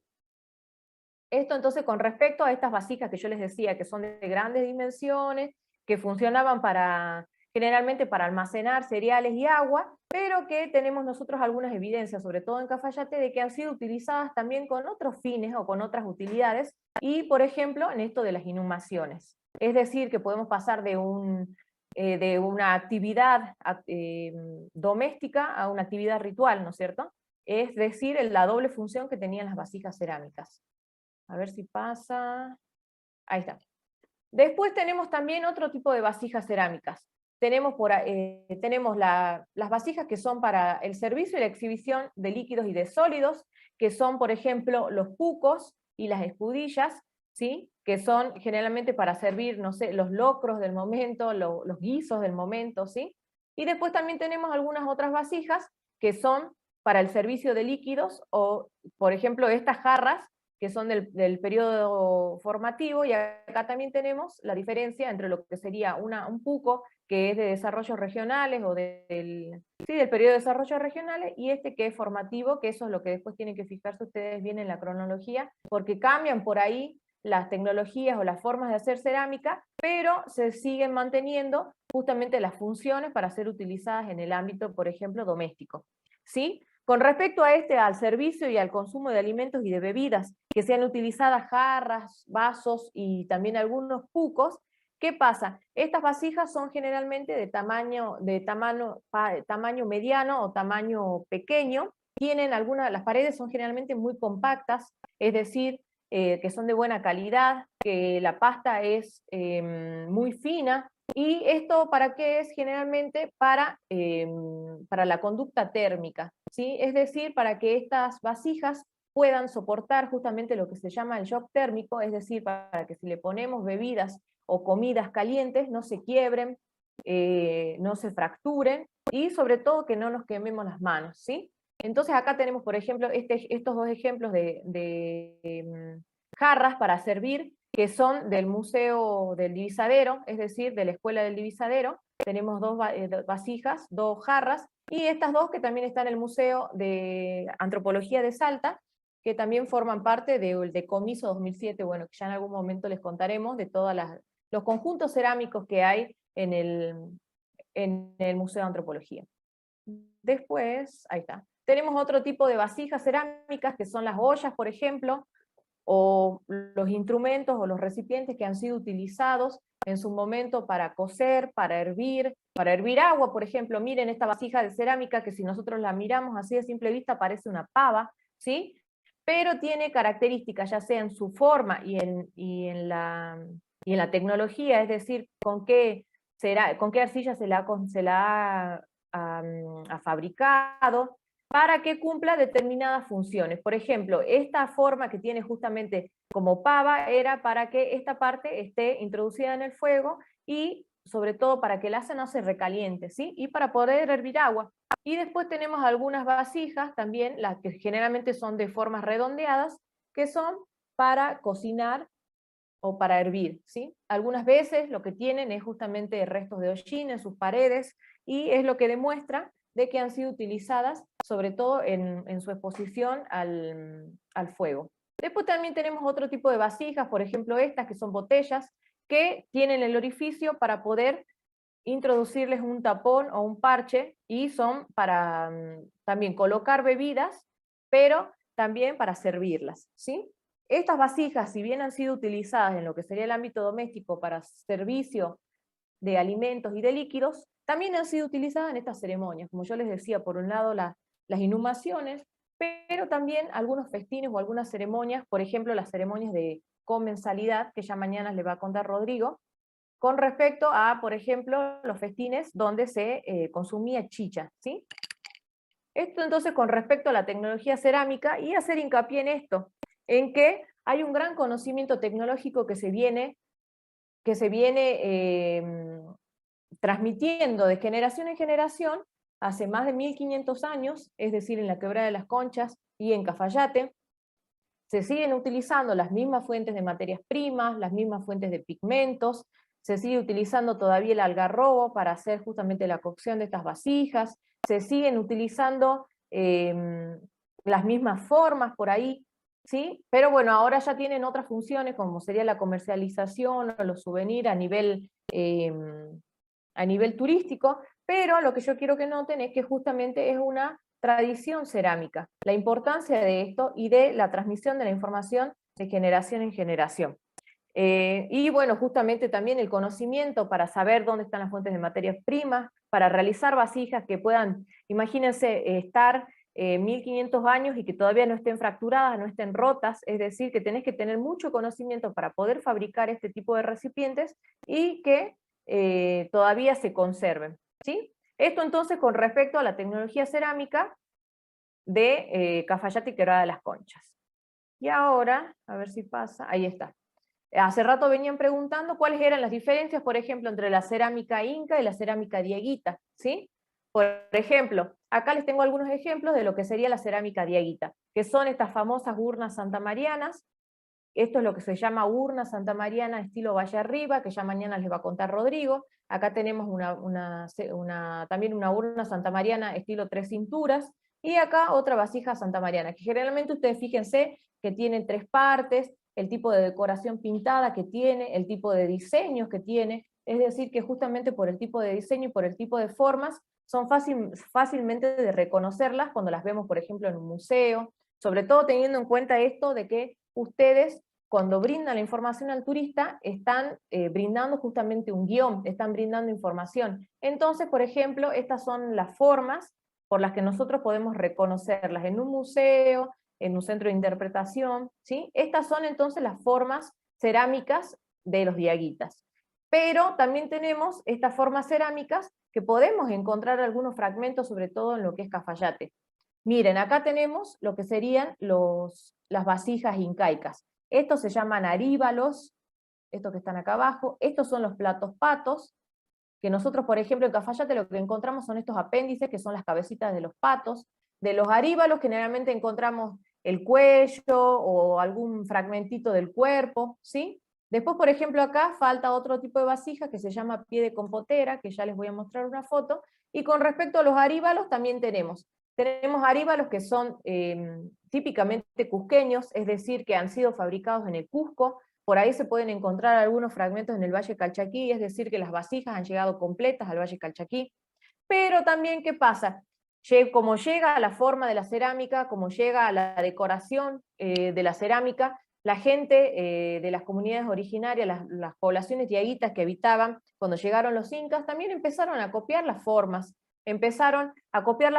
Pero ¿qué pasaba? Le ponían, por ejemplo, la forma de un aríbalo y le ponían un diseño típicamente diaguita, que era, no sé, por ejemplo, un suri, como el suri como el que está acá en esta vasija santamariana, o, por ejemplo, esta serpiente bicéfala. Es decir, que también podemos encontrar esto. Y en esta imagen que tenemos acá, por ejemplo, tenemos un aríbalo incaico, y para que vean cómo se le ponía la soga, cómo se lo llevaba en la espalda, y cómo tienen un botón justamente para poder trasladarlo. Y generalmente estos aríbalos estaban relacionados con estas actividades o estos rituales, estas ceremonias, donde se consumía chicha, que eso ya les van a contar mañana. Y les puse, por ejemplo, este plato pato acá, que le falta, por ejemplo, el apéndice de la cabecita de pato, pero este plato pato es de Cafayate. Le sacamos la foto en Cafayate. Es decir, que por las técnicas y por la forma, cómo está pulido y todo eso, es de muy buena calidad. Es decir, que nosotros, bueno, tenemos, como les decía hace rato Rosana, algunas pistas de que los incas llegaron a Cafayate. En el sitio Santa Teresita también por ahí se encuentran algunos fragmentos de vasijas incaicas. Eso es con respecto a las vasijas que me preguntaban hace rato, o a la cerámica, cómo podemos diferenciar unas de otras. Por un lado el tema de la forma, y por otro lado el tema de la decoración. Después, por ejemplo, diaguitas e incas, creo que no se ve el cartel de ahí. Esto es con respecto a las formas de construir. Cómo construyeron los incas y cómo construyeron los diaguitas, y cómo nosotros podemos diferenciarlo eso a nivel arqueológico. Fíjense acá, tenemos un plano de lo que es un sitio arqueológico de Cafayate, y ustedes fíjense, estas líneas que están acá son todos los andenes o las terrazas de cultivo, ¿sí? Y después tenemos algunos recintos, ustedes fíjense que son de forma semi-rectangular, son irregulares generalmente, es decir, no son bien rectangulares o no tienen los vértices bien en 90 grados, por ejemplo. o pueden ser semicirculares, tienen otros recintos semicirculares también adosados. Fíjense acá esta foto del Alisal también, cómo se ven los andenes de cultivo, ¿sí? Con los muros de contención, todos con rocas. Y acá fíjense, acá también tenemos otra foto de lo que serían los cimientos de este recinto, acá también se ve algunas partes de las paredes, y fíjense, las piedras son elegidas, son más o menos del mismo tamaño, no tienen argamasa, ¿sí? Esas son como algunas características para que nosotros podamos comparar o podamos distinguir qué es diaguita y qué es inca. Y miren, estas son algunas formas de construir incas. Esto es típicamente incaico, es decir, que está en Cusco. Ustedes fíjense la diferencia en lo que son estos andenes de cultivo, que están en el Cusco, y son típicamente incaicos. Fíjense la diferencia con el Alisal. ¿Por qué? Porque son diferentes las condiciones ambientales, las materias primas que tienen en los diferentes lugares, ¿sí? Con respecto después a los recintos habitacionales. Voy y vuelvo. Fíjense cómo tenemos estos que son irregulares, semi-rectangulares, o si no, semicirculares, ¿sí? Pero fíjense cómo es la manera de construir incaica. Tenemos lo que se llama recinto perimetral compuesto, es decir, justamente recintos que son rectangulares con los ángulos en 90 grados y que tienen adosados otros tipos de recintos, más, no sé si alguien quiere preguntar algo. Bueno, y después... Ahí hay un micrófono prendido. Bueno, y después para que vean también otra diferencia, con respecto a lo que yo les decía hace rato, de cómo se notaba, por ejemplo, que en las paredes teníamos las piedras elegidas, que no teníamos argamasa, pero que las piedras estaban elegidas solamente, más o menos del mismo tamaño, pero que no estaban canteadas. Esa es otra diferencia con los incas, de que las piedras de las paredes están canteadas. Ustedes fíjense la forma de las piedras, ¿sí? Es decir, que están perfectamente cortadas, ¿sí? Más o menos están respetando el mismo, o sea, los mismos centímetros de cada roca, ¿sí? Tienen después esto, que son los nichos u hornacinas, ¿sí? Que es algo típicamente incaico con respecto a la decoración de sus paredes. Y después fíjense en esto, que son los hastiales de los techos a dos aguas que tenían los incas. Y estos son cusqueños, estos están en el Cusco. Pero fíjense, por ejemplo, este que es el hastial que está en Potrero de Payogasta, en lo que sería Valle Calchaquí Norte, que sería lo mismo que esto, nada más que a nivel local, es decir, qué es lo que se da a nivel local. Acá tenemos, por ejemplo, solamente quedó el hastial de esta gran estructura incaica que teníamos en Potrero de Payogasta. Y después acá también es una colca también de Potrero de Payogasta, y fíjense ustedes de que las piedras no están perfectamente canteadas, pero sí están elegidas y son más o menos del mismo tamaño. Y acá tenemos otra foto como para que vean un poquito en detalle también el tema de las rocas canteadas, que eso es algo típicamente incaico. Después, a ver si podemos pasar. Bueno, con respecto a esto, caminos, que también me decían de que los caminos habían sido en realidad ya construidos por las poblaciones locales. Sí, las poblaciones locales ya se vienen trasladando y vienen intercambiando y circulando por los ambientes desde más o menos el 500, como les decía Rosana. Y nosotros en Cafayate, por ejemplo, podemos encontrar dos tipos de indicadores de estos caminos. Por un lado, los indicadores de los que son caminos, es decir, que tienen arquitectura asociada o que tienen, por ejemplo, este tipo de construcciones. Por ejemplo, muros de contención, es decir, que los caminos están marcados, ¿sí? Miren acá también cómo se ve que tiene un muro de contención, el lugar por el que tenemos que circular. Tenemos marcadores, ¿sí? Por ejemplo, como este mojón, es decir, los lugares por los que tenemos que ir transitando nosotros, ¿sí? Por ejemplo, esto que les estoy mostrando acá es el camino de Yacochulla. Creo que hace rato nombraban justamente los sitios que están abajo, que es la vieja usina, Yacochulla, Chucha. Bueno, todas esas son opciones para poder trasladarse, por ejemplo, de lo que es el Valle de Cafayate, por un lado para lo que sería la estancia Jacimaná, o los puestos Los Cardones, el puesto Jacimaná, Río Grande, La Remo, sobre todo para el lado de Angastaco. Y también estos caminos, y después todos los caminos que van por el divisadero, el que va por la Falda Grande, el que va por la Mesada, el que va por el Alisal, ¿sí? Todos estos caminos son los que nos comunicaban y que teníamos en el medio, por ejemplo, como grandes indicadores o como marcadores en el territorio, por un lado el Cerro Chucha, sí, el Cerro Chucha, y por otro lado la Laguna Brava, ¿no es cierto?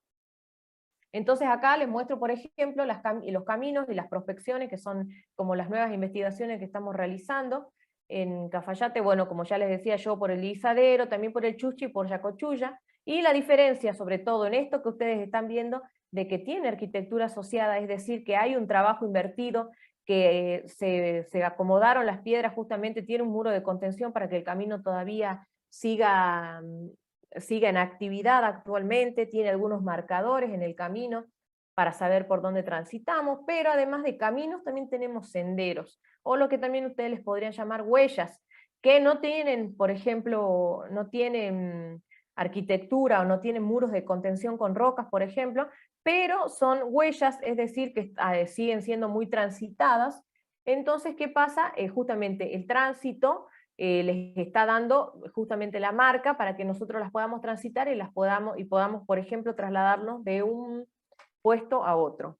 Eso con respecto entonces a los caminos, y sobre todo estos caminos son dieguitas, ¿sí? Es decir, que han sido utilizados por las poblaciones del periodo formativo y del periodo de desarrollos regionales, sobre todo las poblaciones diaguitas del Valle Calchaquí Sur, de Cafayate y Quebrada de las Conchas. Después en Quebrada de las Conchas también tenemos identificados otros lugares por los que generalmente se transitaba, que sería desde Santa Bárbara, que para justamente llegar hasta la Candelaria, hasta Potrerillos, que sería ya el Tala, ¿sí? Y después la zona por la que se puede llegar de la Quebrada de las Conchas a Huachipas, que son más o menos los caminos que venimos trabajando, es decir, por dónde circuló la gente del pasado, y que todavía incluso esos caminos siguen siendo utilizados en la actualidad. Y después acá, como para que comparemos, ustedes fíjense, estos son los caminos que tenemos identificados en Cafayate, pero estos son los caminos típicamente incaicos que tenemos en el Cusco, y que son imperiales y que tienen otro tipo de construcción. Miren acá cómo está el camino perfectamente empedrado, es decir, la inversión de trabajo, pero esta ya es una inversión de trabajo estatal, porque los incas eran un estado. Y después fíjense acá también el camino perfectamente empedrado, y cuando el camino se acaba, acá no sé si se llega a ver, pero hay, por ejemplo, un puente colgante, ¿sí? Es decir, la inversión de trabajo por parte del Estado Inca para poder justamente comunicar, ¿sí? Y tener un control sobre todos los territorios que han estado, sí, conquistando. Y fíjense acá las escalinatas, también con piedras que están canteadas incluso, y los caminos perfectamente con arquitectura, con mucha inversión de trabajo, como para que veamos la diferencia con los caminos que tenemos en Cafayate, que no son menos importantes, pero que son diferentes, ¿sí? Y bueno, hasta ahí llegamos entonces con esto de diferencias entre incas y entre diaguitas, y lo que sería la tecnología cerámica o la tradición alfarera en Cafayate y Quebrada de las Conchas. Ahí está. Jimé, tenemos algunas preguntas. Bien, ahí está, ahí dejé de compartir. Acá, una de los que nos habían quedado pendientes, aquí Analia Vilte, bueno, esta la respondo yo, dice, ¿de qué forma fueron encontrados los restos de la banda de arriba? Hacer referencia, estimo, a los restos humanos del adolescente y el niño. Bueno, los restos óseos son muy escasos, fragmentarios.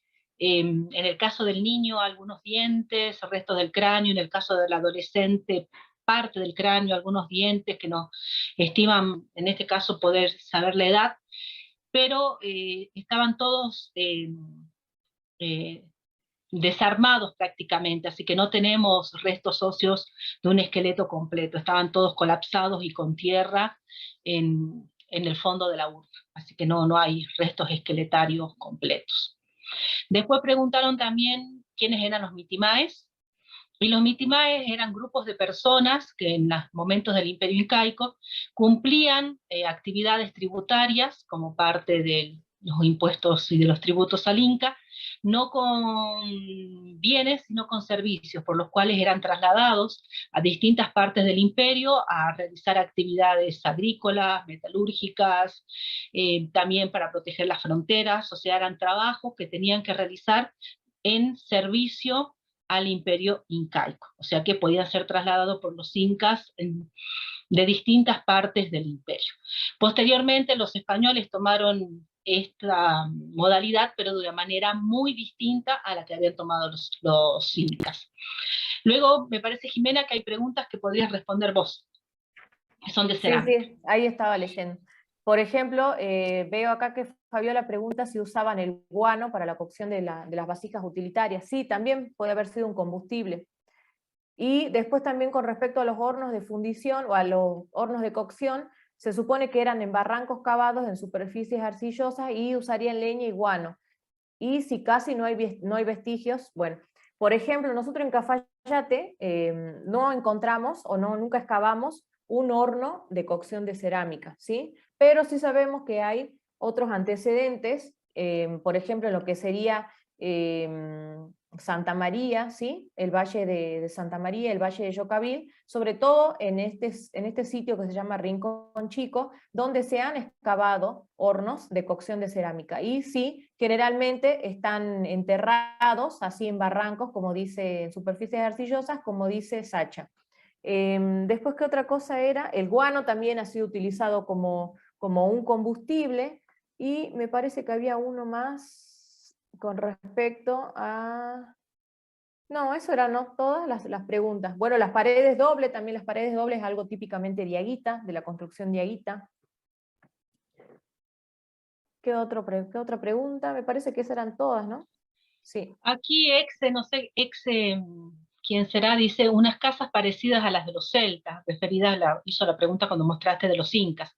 En realidad no hay vinculaciones ni temporales ni geográficas entre los celtas y con los celtas estuvieron muchos siglos antes en Europa y no hay vinculación con las poblaciones andinas. O sea, hasta el momento de la llegada de los españoles no hay vinculaciones concretas de Europa con América.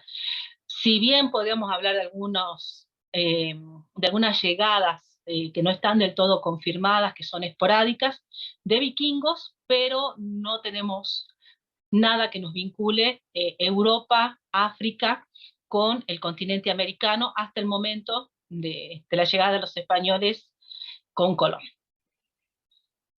Bueno, y no tenemos más preguntas acá. Y para cerrar esto, recuerden que seguimos mañana. Entonces, para cerrar la clase de hoy,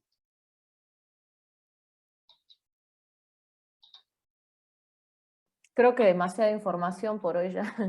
sí. Vamos a ir haciendo un cierre.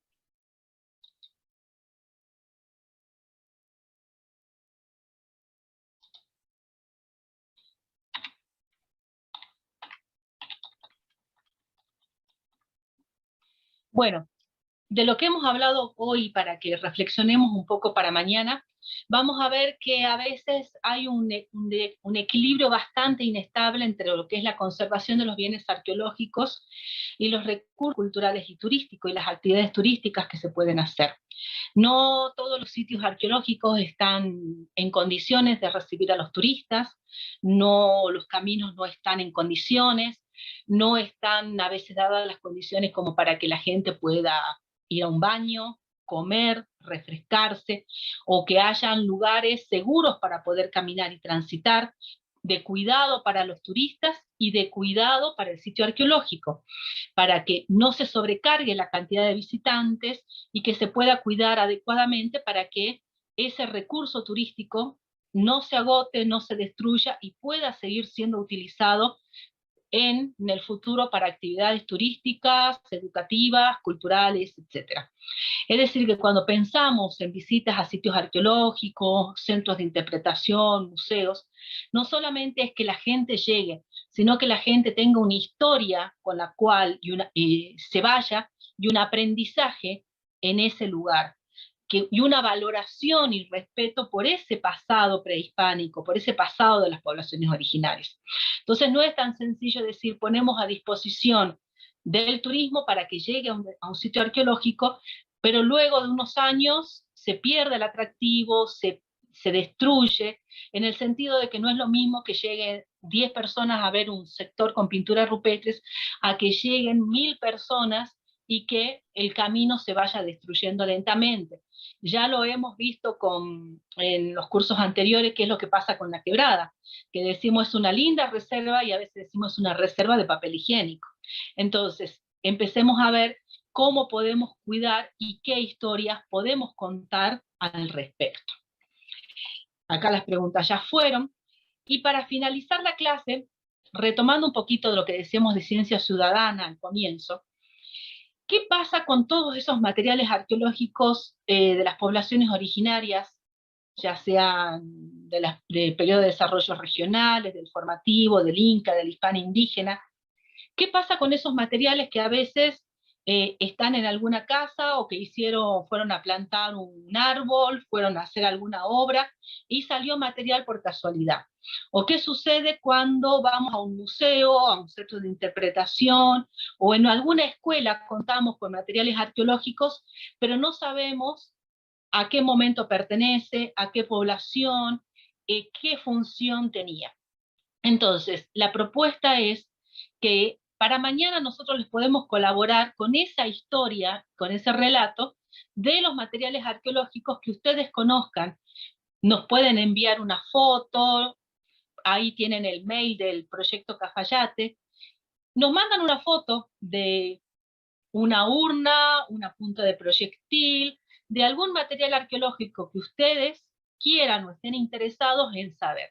En este caso el anonimato está garantizado, no es una cuestión de que nadie les va a sacar ningún material, eso queda, o quizás están trabajando en algún lugar, en algún museo, en alguna escuela, y quieren saber de qué se trata esos materiales arqueológicos, qué historias pueden relatar, o si no, si van a un museo y quieren saber de qué se trata esas piezas arqueológicas, nos pueden mandar un mail, nosotros le vamos a hacer la devolución con la descripción, vamos a hacer una ubicación temporal y una breve descripción para que ustedes tengan y podamos ver. A veces decimos, no tenemos pruebas de ocupaciones incas, pero capaz que sí los materiales que uno puede ver en un centro de interpretación, en un museo, en una escuela, son materiales incas, o son materiales de desarrollos regionales, o son materiales que nos pueden estar dando prueba de esas vinculaciones y esos intercambios que existieron hace más de 500 años con otras regiones. Entonces, esa es una propuesta para el día de mañana. Aquellos que deseen pueden mandar una foto a proyectocafayate.pie@gmail.com. Nosotros no somos del organismo de aplicación de la ley de patrimonio ni nada por el estilo. Nuestra idea es colaborar con las historias que ustedes quieran relatar y que quieran saber de qué se trata ese pasado prehispánico. Así que esto es para solamente aquellos que lo deseen y podemos hacer como una puesta en común de qué se trata y dejar de decir, bueno, esto es una vasija de las poblaciones originarias, dieguitas, pero ¿dieguitas de dónde? Capaz que son de alguna zona de Catamarca, del norte de Chicalchaquí, del Valle del Lerma, y nosotros les podemos aportar un poquito sobre la historia de esos materiales. Bueno, nos quedan un minuto, pero de todas maneras, si nos quieren hacer preguntas, aquí estamos. Hola, bueno, mire, desde Huachipa, agradecerles de ya, o sea, porque nos desburran un poco, pero yo sigo insistiendo y les sigo peleando. Trabajemos sobre lo que es nuestra identidad y nuestra raíz. Estoy de acuerdo, pero no podemos dejar de contar la historia de que los incas sí llegaron, los españoles sí llegaron. Entonces... sí, los españoles sí han llegado, pero los incas no estoy muy seguro. Todas las pircas que se muestran ahí son de acá, o sea, ellos tenían otras construcciones, los caminos eran diferentes. Acá las cuevas pintadas son un montón de mensajes que nos dicen y nos muestran cómo vivían y qué hacían, y acá no hay nada que nos muestre que hayan estado los incas acá.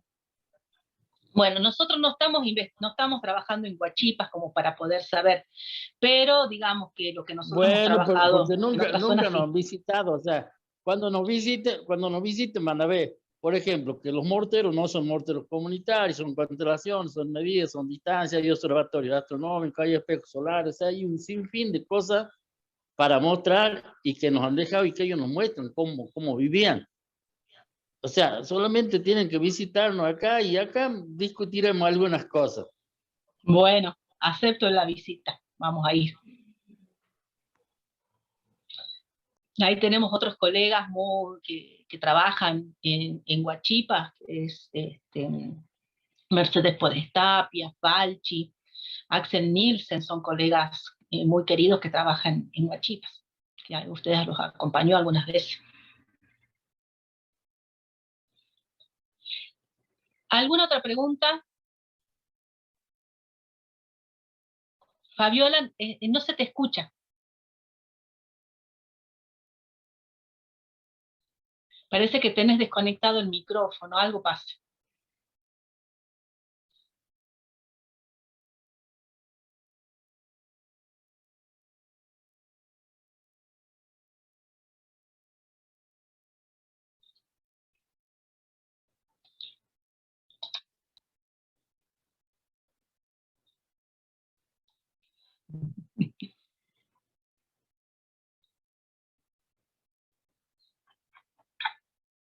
Si podés escribir en el chat, Fabiola, ahí va.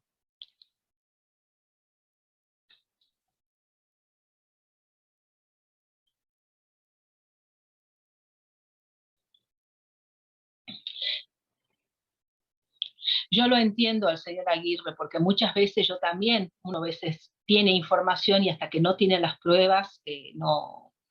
Soy de las que, por ejemplo, hasta que no encontró pruebas incas en Cafayate, estaba medio descreída también, pero la ciencia implica ser flexible en las interpretaciones.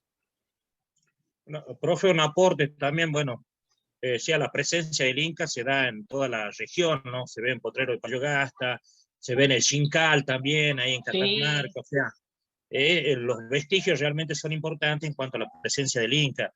Los tipos de cerámica, como usted decía, la forma de cultivo, el sistema de andén, o sea, cómo se ha dominado el agua, en este caso los mismos terrenos, o sea, se ve realmente y en cada una de las regiones, ¿no? Viniendo de la localidad de La Poma, lo que son también los restos de los graneros incas, el mismo Cachi, antes de llegar a Cachi yendo desde Cafayate, Molinos, Seclantá, cada una de las poblaciones, Angastaco, San Rafael, Payo Castilla, o sea, hay mucha referencia y uno puede ver realmente en cada uno, ¿no?, de los sitios arqueológicos. Yo la verdad que conté como 35 sitios en el recorrido que yo hice, debe haber muchos más, por supuesto, pero bueno, en esta región de los valles, ¿no?, siguiendo hasta la zona de Santa María, un poco más abajo, hasta Hualfil. Así que la verdad que hay muchos vestigios, muchas poblaciones que han sido totalmente destruidas, ¿no? Muchos sitios que están totalmente abandonados. Fui hace pocos días también en la zona de Condorhuasi, en Pichao, por ejemplo, antes de llegar a Quilmes, o sea, también se está destruyendo y mucho, se está dejando mucho de lado.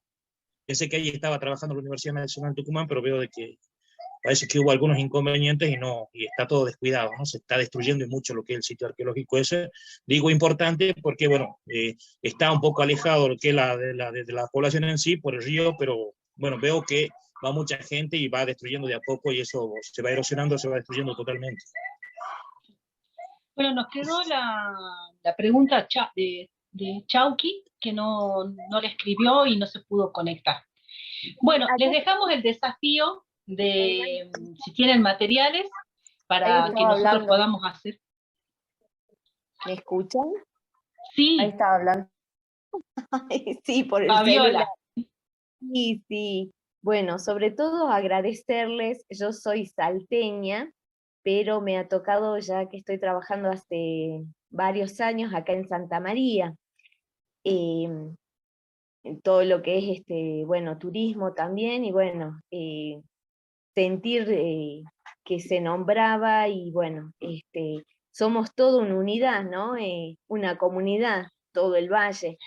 Ver todo lo que hablábamos, bueno, de las unas santamarianas, de Rincón Chico, Y bueno, yo creo que es importante, sobre todo como decían ahí los otros participantes, que es importante conocer, porque nadie cuida ni valora lo que no conoce. Entonces es importante todas estas capacitaciones y todo el conocimiento que están brindando para que nosotros como docentes también poderlo transmitir, ¿no? Y que tomen conciencia de esa gran responsabilidad que es nuestro patrimonio, cuidarlo, conservarlo y hacerlo conocer sobre todo, ¿no?